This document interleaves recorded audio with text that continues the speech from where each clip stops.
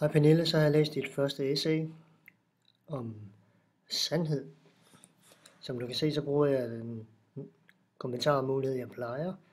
Og som noget nyt, så har jeg valgt at kommentere mine rettelser ved hjælp af Screencast-O-Matic. Din overskrift er ikke så fantasifuld. Det behøver den heller ikke at være. Jeg er enig i dit skriftlige fokuspunkt, det med den røde tråd. Og jeg synes faktisk, kan jeg røbe, at det er lykkes i højere grad, Pernille. Du har et mellemrum her i starten, det ved jeg ikke, om det er bevidst, men det skal der ikke være. Der skal være noget kommaværk her i nærheden.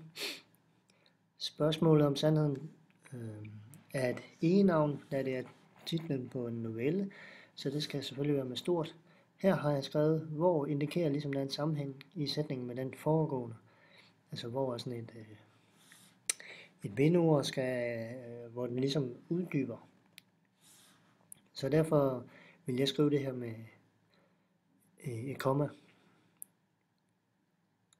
Altså en situation gør sig gældende i novellen, spørgsmål om sandheden, hvor datteren får fortalt en sandhed af sin far, osv. osv. For i en sandhed kan der også være indblandet en lille hvid løgn, eller man har set sandheden fra synsvinkler af. Det der se fra sandheden af er talesprogs stil. Ellers må man jo sige, hvorfra man har set sandheden fra to synsvinkler eller lignende. Men det der med at gemme ordet til sidst, det gør vi i talesprog. Men det er god indledning. Kommafejlene har jeg valgt at markere ude i venstre marken, eller så langt ud til venstre som jeg kan. Så er det så din opgave at finde ud af, hvorhen kommafejlen er. Det kan være, at du enten skal sætte et komma, flytte et komma eller fjerne et komma. Og den eneste måde, du kan finde frem til det på, er ved at sætte kryds og bolle, som du har lært i folkeskolen. Her har du et skift i tid i forhold til her.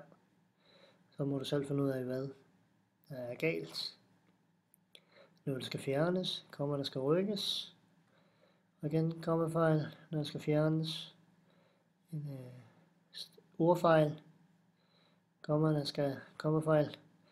Jeg vurderer dit essay til 7, for jeg synes egentlig, det er en udmærket formidling, og du har nogle gode eksempler til at supplere dine tanker med.